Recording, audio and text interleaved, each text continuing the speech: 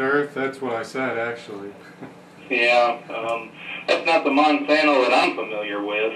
The Monsanto that I'm familiar with makes genetically modified seeds, makes Terminator seeds. They destroyed the city of Anniston, Alabama. They also came up with PCBs. They also came up with Agent Orange. They also came up with Roundup, which has contaminated like 3/4 of planet Earth. Well, that may all be true, but... Other than that, they're not bad. Monsanto. They might have a pretty building. Well, is there anything else you'd like to add today? Well, I just know the Monsanto that I dealt with wasn't like that. And I'm sure the salesmen are nice. Well, when we're giving Iraqi farmers, or forcing the Iraqi farmers to take Monsanto seed, which are being funded by the federal government, the taxpayers having to fund it, and we're giving them seeds that they can't use the next year, we are enslaving these people.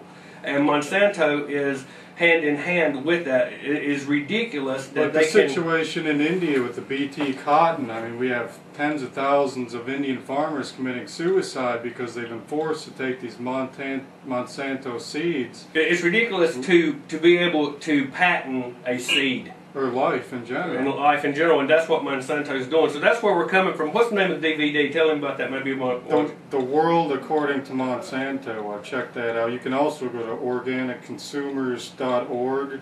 I believe they may have even had the movie on there, like a little player, like in segments. If you're not familiar with this information, it really is an eye-opener. I mean, we have no hatchet to grind here. We're not getting any benefit from criticizing Monsanto, but it does happen to just be the truth. Facts are stubborn things. Well, who made the DVD? Do you know who filmed it? I can't remember her name. It was a woman in France. I can't recall her name at the moment. We've only got 2 minutes left. We do appreciate you calling. Feel free to call back if you'd like, and but we appreciate you giving us a hard time on that. Okay. Thanks. Bye. We've only got a couple of minutes left, and again, the website's therealnewsradio.com. Go ahead with the quote of the week, Brian. The powers of financial capitalism had another far-reaching aim, nothing less than to create a world system of financial control in private hands able to dominate the political system of each country and the economy of the world as a whole. The system was to be controlled by a feudalist fashion by the central banks of the world acting in concert by secret agreements arrived in frequent private meetings and conferences. The apex of this system was the Bank for International Settlements in Switzerland, a private bank owned and controlled by the world's central banks, which were themselves private corporations. The growth of financial capitalism made possible a centralization of world economic control and the use of this financial power for the direct benefit of financiers and the indirect injury of all other economic groups.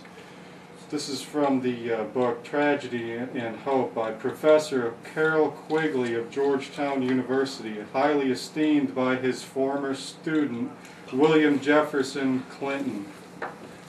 And you can go Google Professor Carroll Quigley, look at some of his New World Order type philosophies, and like I said, his former student, our former President Clinton, was an esteemed student and also a great admirer of Professor Quigley and all his work, and he certainly continued that during his administration with NAFTA and the Financial Services Modernization Act signed November 12, 1999, essentially wiping out the Glass-Steagall Act of 1933 and paving the way for our current financial crisis, allowing commercial and investment banking to consolidate. Every week we have a poll, and this week, Hypocrite of the Week. Go ahead and do that for me, Ty. These contestants of the poll is the wimpy states that aren't seceded from the Union, the global elite working so hard to implode the U.S. dollar, the stateful record and landmark interrupting our broadcast, the UK Telegraph for depicting false flag terror in comic book format, Eric Holder, Obama's Attorney General pick, staunch anti-Second Amendment advocate, and the winner of the week is the wimpy states that aren't seceded from the Union. All right, every week. Like North Carolina. Like North Carolina. Every week we get that from the content of the show. You can go to our website, therealnewsradio.com, and vote. You can email us on air at therealnewsradio.com if you have any comments, any suggestions, videos you'd like to send us. All the clips that we played for you, some of them we didn't play them in their entirety for the sake of time. They are on our website. I urge you to check that out, especially featured video 1, featured video 5. Check those out. Next week, as we stand, we don't have a guest scheduled, so we might have more time for more phone calls. And again, you can check out our website, wearechangingc.com.